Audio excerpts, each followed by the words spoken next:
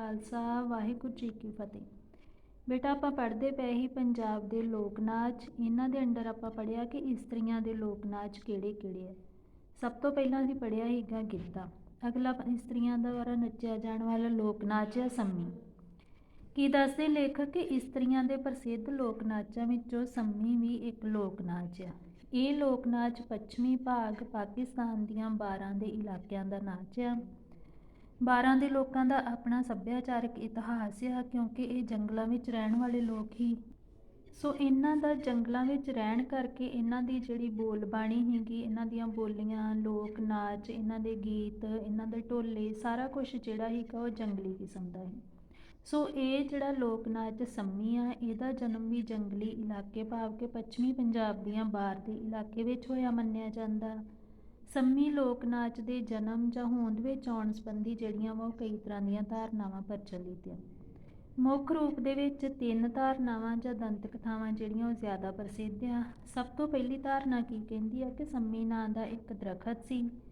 ਉਸ ਦਰਖਤ ਦੀ ਲੱਕੜ ਦੀ ਅੱਗ ਬਾਲ ਕੇ ਉਹਦੇ ਦੁਆਲੇ ਜਿਹੜਾ ਨਾਚ ਨੱਚਿਆ ਜਾਂਦਾ ਸੀ ਉਹਨੂੰ ਸੰਮੀ ਕਿਹਾ ਗਿਆ। ਸੋ ਇਹ ਧਾਰਨਾ ਜਿਹੜੀ ਉਹ ਧਰਮ ਦੇ ਆਧਾਰ 'ਤੇ, ਪੂਜਾ ਅਰਚਨਾ ਦੇ ਆਧਾਰ ਦੇ ਉੱਤੇ ਆਧਾਰਿਤ ਆ।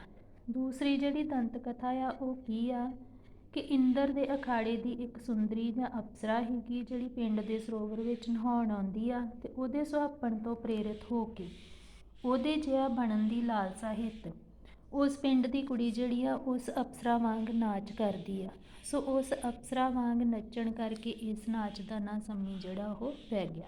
ਤੀਸਰੀ ਧਾਰਨਾ ਕੀ ਦੱਸਦੀ ਆ ਕਿ ਗੜ੍ਹ ਮੰਡਿਆਲਾ ਜਗ੍ਹਾ ਜਿਹੜੀ ਆ ਉੱਥੋਂ ਦਾ ਇੱਕ ਜਗੀਰਦਾਰ ਸੀ, ਉਹਦੀ ਪੁੱਤਰੀ ਦਾ ਨਾਂ ਸੰਮੀ ਸੀ। ਉਸੇ ਇਲਾਕੇ ਦੇ ਇੱਕ ਰਜਵਾੜੇ ਦਾ ਪੁੱਤਰ ਹੀਗਾ ਢੋਲਾ। ਦੋਵਾਂ ਦੀ ਪ੍ਰੀਤ ਕਥਾ ਦੇ ਉੱਤੇ ਇਹ ਆਧਾਰਿਤ ਆ। ਜਦੋਂ ਢੋਲਾ ਜਿਹੜਾ ਉਹ ਸੰਮੀ ਤੋਂ ਵਿਛੜ ਜਾਂਦਾ ਆ ਅਤੇ ਉਹਦੇ ਵਿਜੋਗ ਦੇ ਵਿੱਚ ਸੰਮੀ ਨੱਚ ਕੇ ਫਾਵੀ ਭਾਵ ਕਿ ਕਮਲੀ ਹੋ ਜਾਂਦੀ। ਸੋ ਇਸ ਤਰੀਕੇ ਦੇ ਨਾਲ ਇਹ ਧਾਰਨਾ ਜਿਹੜੀ ਆ ਵਧੇਰੇ ਪ੍ਰਚਲਿਤ ਮੰਨੀ ਜਾਂਦੀ ਹੈ। ਇਸ ਸੰਬੰਧੀ ਇਸ ਖੇਤਰ ਵਿੱਚ ਬਹੁਤ ਸਾਰੇ ਲੋਕ ਗੀਤ ਵੀ ਪ੍ਰਚਲਿਤ ਆ, ਭਾਵ ਕਿ ਸੰਮੀ ਨਾਂ ਦੇ ਲੋਕ ਨਾਚ ਦੇ ਨਾਲ ਨਾਲ ਢੋਲਾ ਜਾਂ ਗੀਤ ਵੀ ਪ੍ਰਚਲਿਤ ਕੀਤੇ ਗਏ। ਹੁਣ ਸੰਮੀ ਨਾਚ ਕਿਵੇਂ ਨੱਚਿਆ ਜਾਂਦਾ ਆ?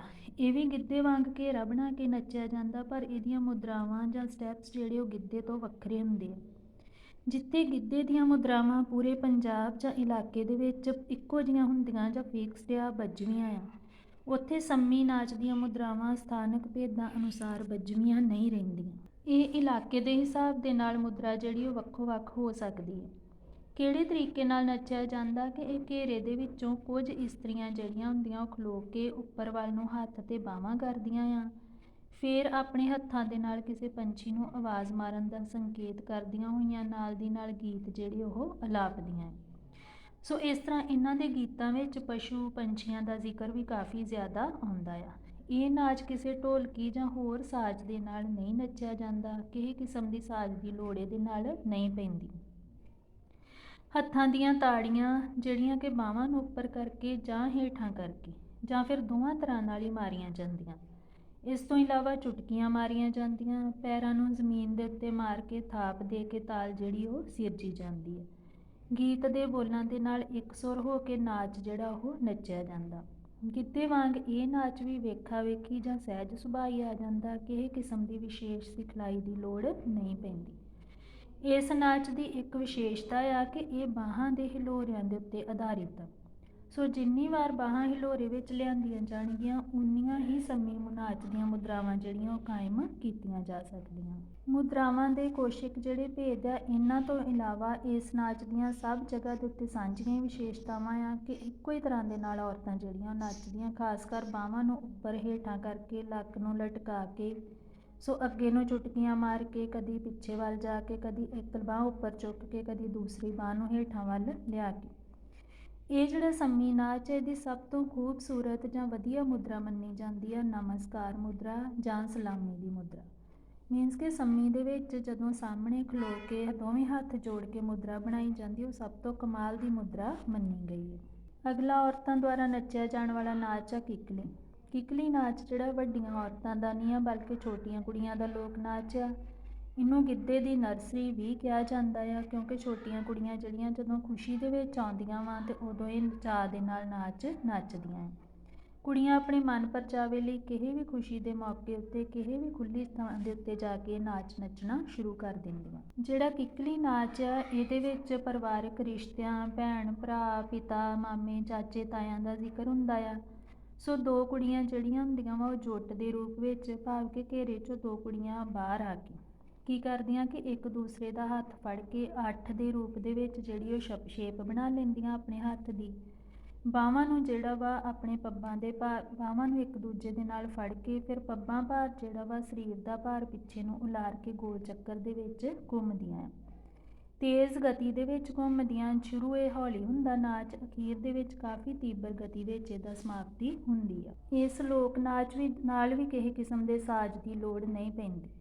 ਹੁਣ ਜਿਹੜੀ ਕਿੱਕਲੀ ਆ ਹੈ ਤੇ ਕੁੜੀਆਂ ਦਾ ਨਾਚ ਹੈ, ਛੋਟੀਆਂ ਬੱਚੀਆਂ ਦਾ, ਪਰ ਜਦੋਂ ਕਿਤੇ ਸਟੇਜ ਦੇ ਉੱਤੇ ਜਾਂ ਕਿਤੇ ਵੀ ਨਾਚ ਨੱਚਣਾ ਹੁੰਦਾ ਦੂਸਰੀਆਂ ਔਰਤਾਂ ਨੇ ਤੇ ਜਾਂ ਤੇ ਇਹਨੂੰ ਗਿੱਧੇ ਦੀ ਸਟਾਰਟਿੰਗ ਦੇ ਵਿੱਚ ਸ਼ੁਰੂ ਦੇ ਵਿੱਚ ਕਿੱਕਲੀ ਤੋਂ ਸ਼ੁਰੂ ਕੀਤਾ ਜਾਂਦਾ ਗਿੱਧੇ ਨੂੰ, ਜਾਂ ਫਿਰ ਗਿੱਧੇ ਦੀ ਸਮਾਪਤੀ ਵੇਲੇ ਵੀ ਕਿੱਕਲੀ ਜਿਹੜੀ ਉਹ ਪਾਈ ਜਾਂਦੀ। ਇਹ ਸਿਰਫ ਇੱਕ ਮੁਦਰਾ ਵਜੋਂ ਵਰਤੀ ਜਾਂਦੀ ਹੈ। ਇਸ ਤੋਂ ਇਲਾਵਾ ਵੀ ਪੰਜਾਬ ਦੀਆਂ ਔਰਤਾਂ ਦੇ ਹੋਰ ਨਾਚ ਹੈ ਜਿਹੜੇ ਕਿ ਕਾਫੀ ਸਮਾਂ ਪਹਿਲਾਂ ਪ੍ਰਸਿੱਧ ਰਹੇ ਸੀਗੇ।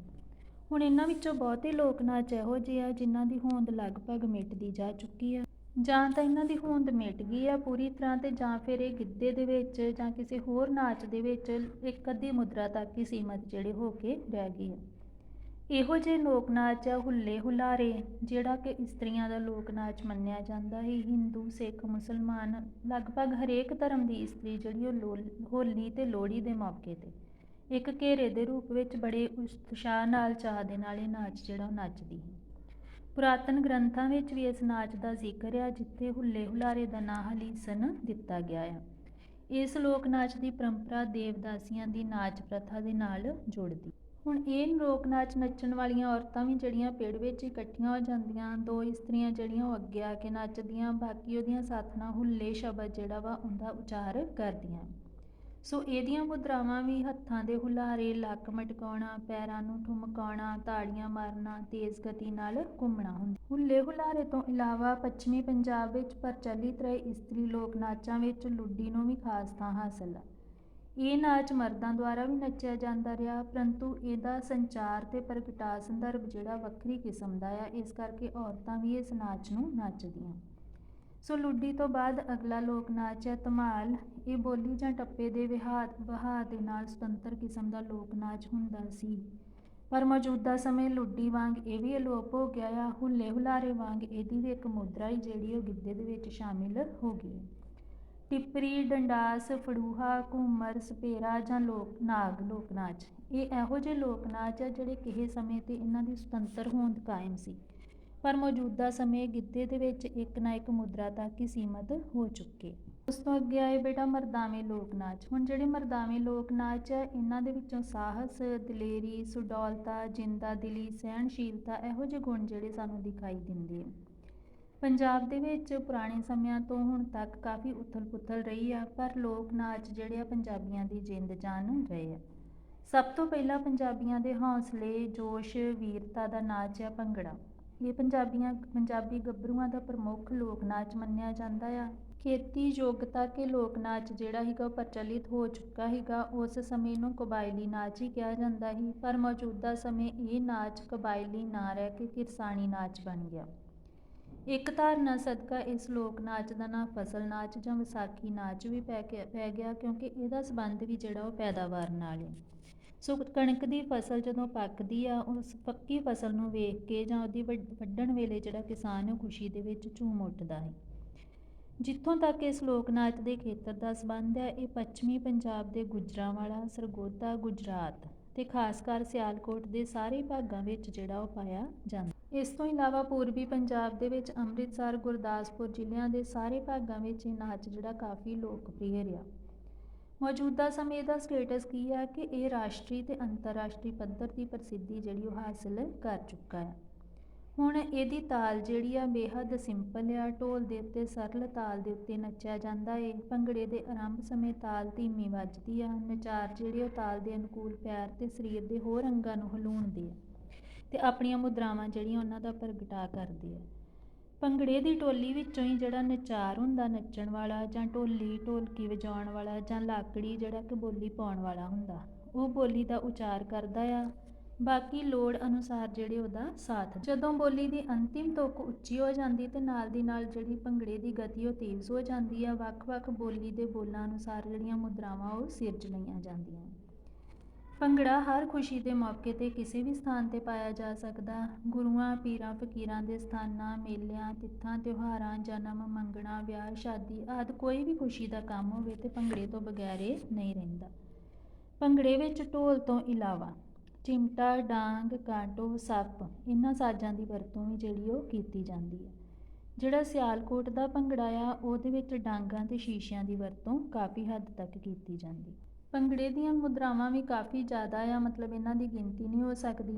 ਆਮੋ ਸਾਹਮਣੇ ਘੇਰੇ ਵਿੱਚ ਖਲੋ ਕੇ ਲਾਈਨਾਂ ਵਿੱਚ ਇੱਕ ਦੂਜੇ ਦੇ ਅੱਗੇ ਪਿੱਛੇ, ਸੱਜੇ ਖੱਬੇ, ਢੋਲੀ ਦੇ ਆਲੇ ਦੁਆਲੇ, ਇੱਕ ਦੂਸਰੇ ਦੇ ਪੱਟਾਂ ਜਾਂ ਮੋਢਿਆਂ 'ਤੇ ਚੜ੍ਹ ਕੇ ਕਿਸੇ ਵੀ ਕਿਸਮ ਦੇ ਨਾਲ ਮੁਦਰਾ ਜਿਹੜੀ ਇਹਦੀ ਸਿਰਜੀ ਜਾ ਸਕਦੀ ਹੈ। ਸੋ ਇਹ ਇੱਕ ਜੋਸ਼ੋ ਖਰੋਸ਼ ਦੇ ਨਾਲ ਨੱਚਿਆ ਜਾਣ ਵਾਲਾ ਨਾਚ ਆ। ਕੰਮਾਂ ਧੰਦਿਆਂ, ਖੇਤੀਬਾੜੀ ਵਾਲਾ ਨਾਚ, ਇਸ ਕਰਕੇ ਇਹਦੀਆਂ ਮੁਦਰਾਵਾਂ ਵਿੱਚ ਸੰਦਾਂ ਤੇ ਕੰਮ ਧੰਦਿਆਂ ਦਾ ਜ਼ਿਕਰ ਵੀ ਦਿਖਾਈ ਦਿੰਦਾ। ਭੰਗੜੇ ਵਿੱਚ ਨੱਚਣ ਵਾਲਿਆਂ ਦੀ ਗਿਣਤੀ ਨਿਸ਼ਚਿਤ ਨਹੀਂ ਹੁੰਦੀ ਤੇ ਨਾ ਹੀ ਕਿਸੇ ਕਿਸਮ ਦੇ ਖਾਸ ਸਾਜ਼ ਜਿਹੜੇ ਉਹਨਾਂ ਦੀ ਲੋੜ ਪੈਂਦੀ ਆ, ਨਾ ਹੀ ਨਿਯਮਬੱਧ ਸਿਖਲਾਈ ਦੀ ਲੋੜ ਪੈਂਦੀ ਹੈ। ਇਹਨਾਂ ਦੀ ਪੋਸ਼ਾਕ ਪਹਿਰਾਵਾ ਵੀ ਸਰਲ ਹੁੰਦਾ, ਇਹਨਾਂ ਦੀ ਆਪਣੀ ਆਰਥਿਕਤਾ ਦੇ ਅਨੁਕੂਲ ਹੁੰਦਾ। ਬਣਨ ਫੱਬਣ ਦੀ ਰੁਚੀ ਜਿਹੜੀ ਉਹ ਪੰਜਾਬੀਆਂ 'ਚ ਸ਼ੁਰੂ ਤੋਂ ਰਹੀ ਹੈ, ਇਸ ਕਰਕੇ ਗਲਾਂ ਵਿੱਚ ਕੈਂਠੇ, ਬੁਗਤੀਆਂ ਆਪੋ ਆਪਣੇ ਮਤਲਬ ਇਲਾਕੇ ਦੇ ਰਿਵਾਜ ਦੇ ਮੁਤਾਬਕ ਹਰ ਤਰ੍ਹਾਂ ਦੇ ਗਹਿਣੇ ਜਿਹੜੇ ਉਹ ਪਹਿਨ ਲੈਂਦੇ ਆ। ਵਰਤਮਾਨ ਸਮੇਂ 'ਚ ਅਸਲ ਭੰਗੜੇ ਦਾ ਸਰੂਪ ਜਿਹੜਾ ਉਹ ਬਦਲ ਚੁੱਕਾ ਆ। ਹੁਣ ਕੀ ਹੋਇਆ ਕਿ ਬੋਲੀਆਂ ਦੇ ਪੱਧਰ, ਮੁਦਰਾਵਾਂ ਦੇ ਸੰਚਾਰ ਪੱਧਰ ਤੇ ਸਾਜੋ ਸਮਾਨ, ਇਹਨਾਂ ਤਿੰਨਾਂ ਚੀਜ਼ਾਂ ਪ੍ਰਤੀ ਕਾਫੀ ਜਿਹੜੀਆਂ ਤਬਦੀਲੀਆਂ ਆ ਗਈਆਂ। ਸਭ ਤੋਂ ਵੱਡੀ ਚੇਂਜ ਕੀ ਆਈ ਕਿ ਵਿਦੇਸ਼ੀ ਨਾਚਾਂ ਦੀਆਂ ਮੁਦਰਾਵਾਂ ਜਾਂ ਸਟੈਪ ਜਿਹੜੇ ਉਹ ਭੰਗੜੇ ਵਿੱਚ ਸ਼ਾਮਿਲ ਹੋ ਰਹੇ ਆ। ਕੁਝ ਇੱਕ ਉਹ ਲੋਕ ਨਾਚ ਜਿਨ੍ਹਾਂ ਦੀ ਹੋਂਦ ਮੁੱਕਦੀ ਜਾ ਰਹੀ ਆ, ਉਹਨਾਂ ਦੀਆਂ ਕੁਛ ਮੁਦਰਾਵਾਂ ਜਿਹੜੀਆਂ ਉਹ ਭੰਗੜੇ ਵਿੱਚ ਸ਼ਾਮਿਲ ਹੋ ਚੁੱਕੀਆਂ। ਸੋ ਸਿੱਟੇ ਵਜੋਂ ਪੰਜਾਬੀਆਂ ਦੇ ਹੌਸਲੇ, ਗੈਰਤ, ਬੀਰਤਾ, ਸੂਰਬੀਰਤਾ ਤੇ ਇੱਥੋਂ ਦੇ ਖੇਤੀ ਪ੍ਰਧਾਨ ਕਾਰ ਵਿਹਾਰਾਂ ਦੀ ਭੰਗੜਾ ਜਿਹੜਾ ਉਹ ਇੱਕ ਮੂੰਹ ਬੋਲਦੀ ਤਸਵੀਰ ਆ। ਉਸ ਤੋਂ ਅਗਲਾ ਮਰਦਾਂ ਦਾ ਨਾਚ ਹੈ ਝੂਮਰ। ਇਹ ਪੱਛਮੀ ਪੰਜਾਬ ਦੇ ਸਾਂਤਲਬਾਰ ਦੇ ਲੋਕਾਂ ਦਾ ਨਾਚ ਆ। ਰਾਜਸਥਾਨ ਦੇ ਘੂਮਰ ਵਿਚਲੀਆਂ ਕੁਝ ਵਿਸ਼ੇਸ਼ਤਾਵਾਂ ਇਹਦੇ ਵਿੱਚ ਵੀ ਆ। ਇਹ ਨਾਚ ਝੂਮ ਝੂਮ ਕੇ ਨੱਚਿਆ ਜਾਂਦਾ, ਇਸ ਕਰਕੇ ਇਹਦਾ ਨਾਂ ਝੂਮਰ। ਸਮੂਹਿਕ ਰੂਪ ਵਿੱਚ ਕਿਸੇ ਖੁੱਲ੍ਹੀ ਥਾਂ 'ਤੇ ਘੇਰੇ ਦੇ ਆਕਾਰ ਵਿੱਚ ਇੱਕ ਹਰਮਨ ਪਿਆਰਾ ਜਿਹੜਾ ਬਾਰ ਦੇ ਇਲਾਕੇ ਦਾ ਲੋਕ ਗੀਤ ਢੋਲਾ ਆ, ਉਹਦੇ ਬੋਲਾਂ ਰਾਹੀਂ ਢੋਲ ਦੀ ਤਾਲ ਦੇ ਉੱਤੇ ਜਿਹੜਾ ਨੱਚਿਆ ਜਾਂਦਾ ਹੈ।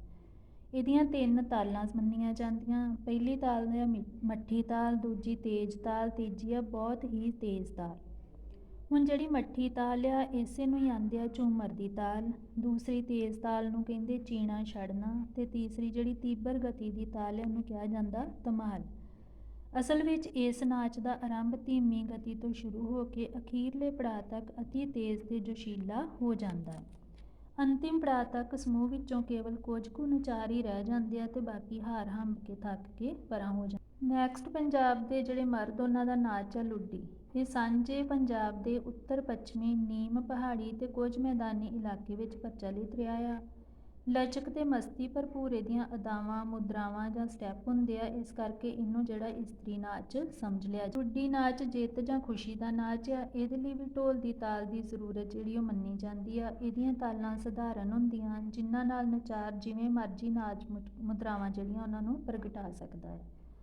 ਆਮ ਤੌਰ 'ਤੇ ਇਹਦੀਆਂ ਮੁਦਰਾਵਾਂ ਕੀ ਆ ਲੁੱਡੀ ਨਾਚ ਦੀਆਂ, ਕਿ ਪਹਿਲਾਂ ਤੇ ਛਾਤੀ ਦੇ ਅੱਗੇ ਤਾੜੀ ਮਾਰੀ ਜਾਂਦੀ ਆ ਹੱਥ ਲਿਆ ਕੇ, ਫਿਰ ਅੱਖਾਂ ਨੂੰ ਮਟਕਾਇਆ ਜਾਂਦਾ, ਮੋਢੇ ਹਿਲਾਏ ਜਾਂਦੇ, ਲੱਕ ਨੂੰ ਹਿਲਾਇਆ ਜਾਂਦਾ ਤੇ ਘੇਰੇ ਦੇ ਅੰਦਰ ਢੋਲ ਦੇ ਤਾਲ ਦੇ ਨਾਲ ਤੁਰਿਆ ਜਾਂਦਾ ਹੈ। ਫਿਰ ਢੋਲੀ ਦੁਆਰਾ ਢੋਲ 'ਤੇ ਕੀਤੇ ਸੰਕੇਤ ਅਨੁਸਾਰ ਨਾਚ ਮੁਦਰਾ ਜਿਹੜੀ ਬਦਲ ਕੇ 3 ਤਾੜੀਆਂ ਜਿਹੜੀਆਂ ਉਹ ਮਾਰੀਆਂ ਜਾਂਦੀਆਂ। ਇਹ 3 ਤਾੜੀਆਂ ਘੇਰੇ ਦੇ ਅੰਦਰਵਾਰ ਸਰੀਰ ਦੇ ਉੱਪਰਲੇ ਭਾਗ ਨੂੰ ਝੁਕਾ ਕੇ, ਫਿਰ ਛਾਤੀ ਅੱਗੇ ਕਰਕੇ ਤੇ ਤੀਜੀ ਤਾੜੀ ਘੇਰੇ ਦੇ ਬਾਹਰ ਵਾਲੇ ਪਾਸੇ ਨੂੰ ਝੁਕ ਕੇ ਮਾਰੀ। ਇਹ ਜਿਹੜਾ ਲੁੱਡੀ ਲੋਕ ਨਾਚ ਇਹਦੀ ਇੱਕ ਵਿਸ਼ੇਸ਼ਤਾ ਕਿ ਇਹਦੇ ਨਾਲ ਕੋਈ ਵੀ ਲੋਕ ਗੀਤ ਨਹੀਂ ਬੋਲਿਆ ਜਾਂਦਾ। ਜਦੋਂ ਨਚਾਰ ਮਸਤੀ ਵਿੱਚ ਆਉਂਦੇ ਆ ਤਾਂ ਆਪਣੇ ਮੂੰਹ ਵਿੱਚੋਂ ਕਈ ਤਰ੍ਹਾਂ ਦੀਆਂ ਆਵਾਜ਼ਾਂ ਕੱਢਦੇ ਆ। ਸੋ ਇਹਨਾਂ ਆਵਾਜ਼ਾਂ ਨਾਲ ਹੀ ਜਿਹੜਾ ਵਾ ਕੰਮ ਸਾਰ ਲਿਆ ਜਾਂਦਾ, ਵੱਖਰਾ ਕੋਈ ਵੀ ਕਿਸੇ ਕਿਸਮ ਦਾ ਗੀਤ ਇਹਦੇ ਨਾਲ ਨਹੀਂ ਬੋਲਿਆ ਜਾਂਦਾ। ਹੁਣ ਇਸ ਟਾਈਮ ਦੇ ਉੱਤੇ ਲੁੱਡੀ ਲੋਕ ਨਾਚ ਵੀ ਜਿਹੜਾ ਉਹ ਲਗਭਗ ਇਹਦੀ ਮਤਲਬ ਵੱਖਰੀ ਜਿਹੜੀ ਪਛਾਣ ਹੈ ਉਹ ਘੱਟ ਹੀ ਕਾਇਮ ਰਹਿ ਗਈ ਆ। 1-2 ਚਾਲਾਂ ਤੱਕ ਹੀ ਸਿਮਟ ਕੇ ਰਹਿ ਗਿਆ ਆ। ਤੇ ਅਸਲ ਮੁਹਾਂਦਰਾ ਜਿਹੜਾ ਇਹਦਾ ਪਹਿਲਾਂ ਆਜ਼ਾਦ ਜਾਂ ਸੁਤੰਤਰ ਹੀ ਉਹ ਲਗਭਗ ਅਲੋਪ ਹੋ ਰਿਹਾ। ਕੁਝ ਮਰਦਾਂ ਦੁਆਰਾ ਪਾਏ ਜਾਣ ਵਾਲੇ ਹੋਰ ਲੋਕ ਨਾਚ ਆ ਜਿਨ੍ਹਾਂ ਦੀ ਹੋਂਦ ਜਾਂ ਤੇ ਮਿਟਦੀ ਜਾ ਰਹੀ ਆ, ਲਗਭਗ ਅਲੋਪ ਹੋ ਗਈ ਆ, ਜਾਂ ਭੰਗੜੇ ਦੀਆਂ ਹੀ ਕਿਸੇ ਚਾਲਾਂ ਤੱਕ ਸੀਮਤ ਹੋ ਗਈ ਆ। ਪਰ ਇੱਕ ਲੋਕ ਨਾਚ ਹੈਗਾ ਜਿਹੜਾ ਪੂਰਬੀ ਪੰਜਾਬ ਦੇ ਮਾਲਵਾ ਭੂ ਖੇਤਰ ਵਿੱਚ ਪਾਇਆ ਜਾਂਦਾ, ਉਹ ਹੈਗਾ ਮਰਦਾਂ ਦਾ ਗਿੱਧਾ। ਇਹਨੂੰ ਚੋਬਰਾਂ ਦਾ ਗਿੱਧਾ ਵੀ ਕਹਿੰਦੇ, ਮਲਵਈਆਂ ਦਾ ਗਿੱਧਾ ਵੀ ਕਹਿੰਦੇ, ਜਾਂ ਮਲਵਈ ਗਿੱਧਾ ਵੀ ਕਹਿੰਦੇ। ਇਹ ਲੋਕ ਨਾਚ ਭੰਗੜੇ, ਗਿੱਧੇ, ਝੂਮਰ ਤੇ ਸੰਮੀ ਇਹਨਾਂ ਨਾਚਾਂ ਵਾਂਗ ਪ੍ਰਾਚੀਨ ਨਹੀਂ ਆ, ਭਾਵ ਕਿ ਇਹ ਲੋਕ ਨਾਚ ਜਿਹੜਾ ਵਾ ਸੁਤੰਤਰ ਤੌਰ ਦੇ ਉੱਤੇ ਨਵੇਕਲੀ ਦੇਣ। ਇਸ ਲੋਕ ਨਾਚ ਦੇ ਵਿੱਚ ਨੱਚਣ ਦੀ ਬਜਾਏ ਜਿਹੜੇ ਮਰਦ ਆ ਉਹ ਬੋਲੀਆਂ ਜ਼ਿਆਦਾ ਪਾਉਂਦੇ ਆ। ਬਹੁਤ ਸਾਰੇ ਸਾਜ਼ਾਂ ਦੀ ਵਰਤੋਂ ਕੀਤੀ ਜਾਂਦੀ, ਜਿਵੇਂ ਅਲਗੋਜ਼ੇ, ਢੋਲਕ, ਚਿਮਟੇ, ਬੁਗਦੂ, ਸੀਟੀ, ਗੜਵੇ, ਛੈਣੇ, ਬਾਲਟੀ। ਲੰਮੀਆਂ ਬੋਲੀਆਂ ਜਿਹੜੀਆਂ ਇਹਦੇ 'ਚ ਪਾਈਆਂ ਜਾਂਦੀਆਂ, ਬੋਲੀਆਂ ਦੇ ਵਿਸ਼ੇ ਹੁੰਦੇ ਦੁਨੀਆ ਦੀ ਨਾਸ਼ਮਾਨਤਾ, ਰੱਬ ਦੀ ਹੋਂਦ, ਪ੍ਰੇਮ ਪਿਆਰ ਆਦਿ। ਸੋ ਜਿਹੜਾ ਬੋਲੀ ਪਾਉਣ ਵਾਲਾ ਹੁੰਦਾ ਉਹ ਕੰਨਾਂ 'ਤੇ ਹੱਥ ਰੱਖ ਕੇ ਸੱਜੀ ਬਾਂਹ ਉਤਾਂਹ ਨੂੰ ਉਭਾਰ ਕੇ ਬੋਲੀ ਚੁੱਕਦਾ ਆ, ਤੇ ਬੋਲੀ ਦੇ ਅੰਤਿਮ ਸਟੈਪ 'ਤੇ ਬਾਕੀ ਸਾਥੀ ਆਪਣੇ ਸਾਜ਼ ਵਜਾਉਂਦੇ ਆ। ਸਮੂਹ ਵਿੱਚੋਂ ਜਾਂ ਘੇਰੇ ਵਿੱਚੋਂ ਕੋਈ ਦੋ ਅੱਗੇ ਨਿਕਲ ਕੇ ਪੱਬਾਂ ਭਾਰ ਹੋ ਕੇ ਸਰੀਰ ਦੇ ਉੱਪਰਲੇ ਧੜ ਨੂੰ ਹਰਕਤਾਂ ਵਿੱਚ ਲਿਆਉਂਦੇ ਆ। ਸੋ ਇਹ ਨਾਚ ਜਿਹੜਾ ਮੌਜੂਦਾ ਸਮੇਂ ਕਾਫੀ ਹਰਮਨ ਪਿਆਰਾ ਹੋ ਰਿਹਾ। ਅਗਲਾ ਲੋਕ ਨਾਚ ਹੈ ਧਮਾਲ। ਇਹ ਸੂਫੀ ਸੰਤਾਂ ਦੇ ਡੇਰਿਆਂ 'ਤੇ ਨੱਚਿਆ ਜਾਂਦਾ ਸੀ, ਤੇਜ਼ ਗਤੀ ਦਾ ਨਾਚ ਮੰਨਿਆ ਜਾਂਦਾ ਆ। ਹੁਣ ਇਹ ਜਿਹੜਾ ਸੁਤੰਤਰ ਰੂਪ ਵਿੱਚ ਪ੍ਰਚਲਿਤ ਨਹੀਂ ਰਿਹਾ, ਭੰਗੜੇ ਵਿੱਚ ਇਹਦੀ ਇੱਕ ਚਾਲ ਜਾਂ ਮੁਦਰਾ ਸ਼ਾਮਿਲ। ਇਸ ਤੋਂ ਇਲਾਵਾ ਖਲੀ, ਹੇਮੜੀ, ਡੰਡਾਸ, ਅਖਾੜਾ, ਗੱਤਕਾ, ਪਠਾਣੀਆਂ, ਫੁੰਮਣੀਆਂ ਇਹ ਕੁਝ ਇਹੋ ਜਿਹੇ ਲੋਕ ਨਾਚ ਆ ਜਿਹੜੇ ਕੁਛ ਖੇਤਰਾਂ ਤੱਕ ਪਹਿਲਾਂ ਹੁੰਦੇ ਸੀਗੇ ਪਰ ਅੱਜ ਲਗਭਗ ਖਤਮ ਹੋ ਗਏ।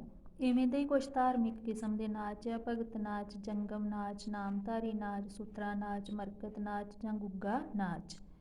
ਇਹਨਾਂ ਲੋਕ ਨਾਚਾਂ ਦੇ ਲੁਪਤ ਹੋ ਜਾਣ ਜਾਂ ਨਾ ਮਾਤਰ ਰਹਿ ਜਾਣ ਦੇ ਸਿੱਟੇ ਵਜੋਂ ਵਿਸ਼ਾਲ ਪੰਜਾਬੀ ਸੱਭਿਆਚਾਰ ਦੇ ਕਈ ਮੁੱਲ ਵਿਧਾਨ ਤੇ ਇਸ ਦੀ ਕਦਰ ਪ੍ਰਣਾਲੀ ਸੰਬੰਧੀ ਗਿਆਨ ਵੀ ਪੀੜ੍ਹੀ ਦਰ ਪੀੜ੍ਹੀ ਸੀਮਤ ਜਾਂ ਖਤਮ ਹੋ ਰਿਹਾ। ਭਾਵ ਕਿ ਜੇ ਇਹ ਲੁਪਤ ਹੋ ਚੁੱਕੇ ਤਾਂ ਅਸੀਂ ਆਪਣੀ ਆਉਣ ਵਾਲੀ ਪੀੜ੍ਹੀ ਨੂੰ ਇਹਨਾਂ ਬਾਰੇ ਕੁਛ ਵੀ ਚੰਗੇ ਤਰੀਕੇ ਦੀ ਜਾਣਕਾਰੀ ਜਿਹੜੀ ਉਹ ਮੁਹੱਈਆ ਕਰਾਉਣ ਤੋਂ ਅਸਮਰੱਥ ਹੋ ਜਾਵਾਂਗੇ। ਅੱਗੇ ਲੇਖਕ ਦੱਸਦਾ ਕਿ ਪੰਜਾਬ ਵਿੱਚ ਲਗਾਤਾਰ ਪਰਿਸਥਿਤੀਆਂ ਬਦਲ ਰਹੀਆਂ ਤੇ ਉਹਨਾਂ ਪਰਿਸਥਿਤੀਆਂ ਨੇ ਲੋਕ ਨਾਚਾਂ ਵਿੱਚ ਵੀ ਕਾਫੀ ਚੇਂਜਸ ਲਿਆਂਦੀਆਂ। ਪੰਜਾਬ ਦੇ ਲੋਕ ਨਾਚ ਪੰਜਾਬੀਆਂ ਦੇ ਸੱਭਿਆਚਾਰਕ ਕੇਂਦਰਾਂ ਜਿਵੇਂ ਪਿੰਡਾਂ, ਪਿੜਾਂ, ਖੇਤਾਂ, ਬੇਲਿਆਂ, ਖੂਹਾਂ ਹਰ ਇੱਕ ਇਹੋ ਜਿਹੀ ਥਾਂ ਦੇ ਉੱਤੋਂ ਨਿਕਲ ਕੇ ਹੁਣ ਸਟੇਜ, ਫਿਲਮਾਂ ਤੇ ਟੈਲੀਵਿਜ਼ਨ ਤੱਕ ਪਹੁੰਚ ਗਏ। ਇਸ ਪੜਾਅ 'ਤੇ ਆ ਕੇ ਲੋਕ ਨਾਚ ਆਪਣੇ ਪ੍ਰਯੋਜਨ ਭਾਵ ਕਿ ਆਪਣੇ ਉਦੇਸ਼ ਜਾਂ ਮੰਤਵ ਜਿਸ ਤਰ੍ਹਾਂ ਉਹਨੂੰ ਨਿਭਾਇਆ ਜਾਣਾ ਹੁੰਦਾ ਆ ਜਾਂ ਨਚਾਰਾਂ ਦੀ ਪੱਧਰ 'ਤੇ ਕਈ ਤਰ੍ਹਾਂ ਦੇ ਜਿਹੜੇ ਬਦਲਾਅ ਇਹਨਾਂ ਵਿੱਚ ਆ ਚੁੱਕੇ ਆ।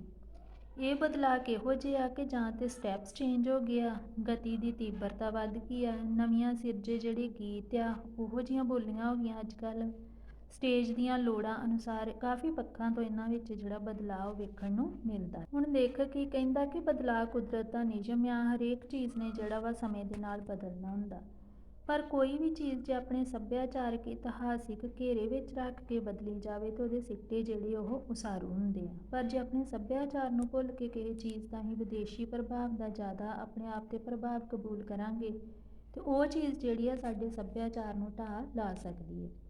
ਸੋ ਇੱਕ ਚੀਜ਼ ਯਾਦ ਰੱਖਣ ਵਾਲੀ ਕਿ ਵਿਦੇਸ਼ੀ ਪ੍ਰਭਾਵ ਪ੍ਰਤੀ ਸਾਨੂੰ ਚੇਤੰਨ ਹੋਣਾ ਪਊਗਾ ਤਾਂ ਕਿ ਸਾਡੇ ਜਿਹੜੇ ਲੋਕ ਨਾਚ ਆ ਆਪਣੇ ਅਸਲੀ ਰੂਪ ਦੇ ਵਿੱਚ ਹਮੇਸ਼ਾ ਕਾਇਮ ਰਹਿ ਸਕਣ।